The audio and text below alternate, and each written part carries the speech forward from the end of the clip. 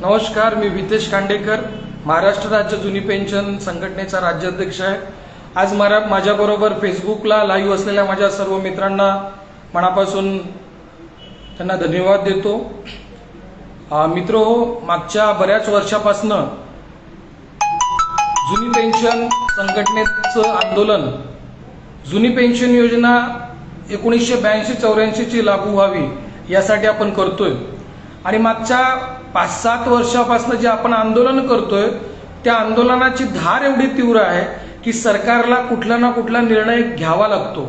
मागच्या आंदोलनाच्या पार्श्वभूमीवर बघता बरेचसे एनपीएस धारक कर्मचाऱ्यांच्या बाबत सरकारने निर्णय घेतलेले आहेत। जसं फॅमिली पेन्शन ग्रॅज्युएटीचा निर्णय असेल, त्याचबरोबर जाहिरात ज्यांची आधी आली नंतर नियुक्ती झाली अशांचा निर्णय असेल, आणि आता महाराष्ट्र सरकारने यूपीएस योजना लागू केलेली आहे। जी यूपीएस योजना केंद्र सरकारने लागू केली तसेच यूपीएस योजना राज्य सरकारने सुद्धा लागू केली आणि त्याद्वारे त्यांनी सांगितलं की जुनी पेन्शन योजना मध्ये ज्या पद्धतीनं 50% पेन्शन मिळायची तशीच 50% पेन्शन आम्ही देऊ। परंतु मित्रो, ही जी यूपीएस योजना आहे ही यूपीएस योजना कपातीवर आधारित आहे। जेवढी आपली कपात तेवढं आपल्याला पेन्शन त्या स्वरूपात मिळणार आहे।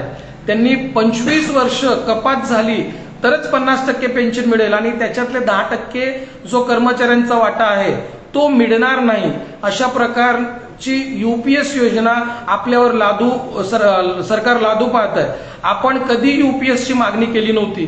आपल्याला जुनी पेन्शन म्हणजे ओपीएस पाहिजे आणि त्यासाठी 15 सप्टेंबरला शिर्डी येथे पेन्शन महाअधिवेशन आपण आयोजित केलेलं आहे।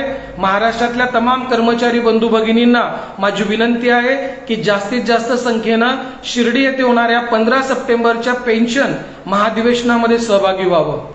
मित्रो, मागच्या कालखंडामध्ये वेगवेगळ्या प्रकारची आपण आंदोलनं केली, परंतु आता विधानसभा निवडणुकीपूर्वी सरकारला आपली ताकद दाखवणं गरजेचं आहे। सरकारला असं वाटतंय की आम्ही यूपीएस योजना लागू केली आणि या यूपीएस योजनेच्या माध्यमातून कर्मचारी खुश आहेत, परंतु हे आपल्याला दाखवून द्यावं लागेल सरकारला की जे तुम्ही यूपीएस योजना लागू केली ते कर्मचाऱ्यांना मान्य नाही।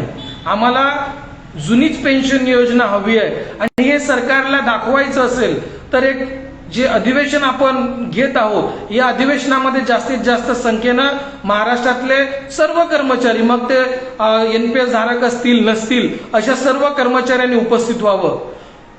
आपले आंदोलन चालू असताना पेन्शन महाअधिवेशन का असा प्रश्न तुमच्या मनामध्ये पडला असेल, परंतु मित्रो, निवडणुकीपूर्वी जे महाराष्ट्रातले पक्ष आहेत त्या पक्षांनी पेन्शन बाबत आपली भूमिका जाहीर करावी। कारण बरेचसे पक्ष बोलतात परंतु ते करत नाही। तर अशा सर्व पक्षांना, जे महाराष्ट्रात पक्ष आहे अशा सर्व पक्ष प्रमुखांना माझी विनंती आहे की आपण 15 सप्टेंबरच्या महाअधिवेशनाला येऊन पेन्शन बाबत, जुन्या पेन्शन बाबत येणाऱ्या विधानसभेच्या निवडणुकीमध्ये आपली भूमिका काय आहे हे जाहीर करावं आणि त्यानुसार कर्मचाऱ्यांनी आपली भूमिका ठरवली आहे। जो देईल पेन्शन त्यालाच देऊ समर्थन, वोट फॉर ओपीएस, अशा प्रकारच्या मानसिकतेमध्ये महाराष्ट्रातला कर्मचारी आहे। महाराष्ट्रातल्या कर्मचारी जो पेन्शन देईल त्यालाच मतदान करण्यावर तो ठाम आहे। ज्याप्रमाणे हिमाचल प्रदेश असेल, झारखंड असेल, ज्या पद्धतीने तिथल्या कर्मचाऱ्यांनी वोट फॉर ओपीएस ची मोहीम राबवली तसं महाराष्ट्रातला कर्मचारी सुद्धा करायला तयार आहे। म्हणून माझ्या महाराष्ट्रातल्या सर्व पक्ष प्रमुखांना माझी विनंती आहे की 15 सप्टेंबरला येऊन आपल्या पेन्शन बाबत आपले विचार काय आहेत, आपली भूमिका काय आहे याबद्दल आपण स्पष्ट त्या अधिवेशनामध्ये जाहीर करावं। माझ्या तमाम पेन्शन फायटरना विनंती आहे की मित्रो, आंदोलनाच्या पार्श्वभूमीवर आपणाला विश्वास ठेवू नये।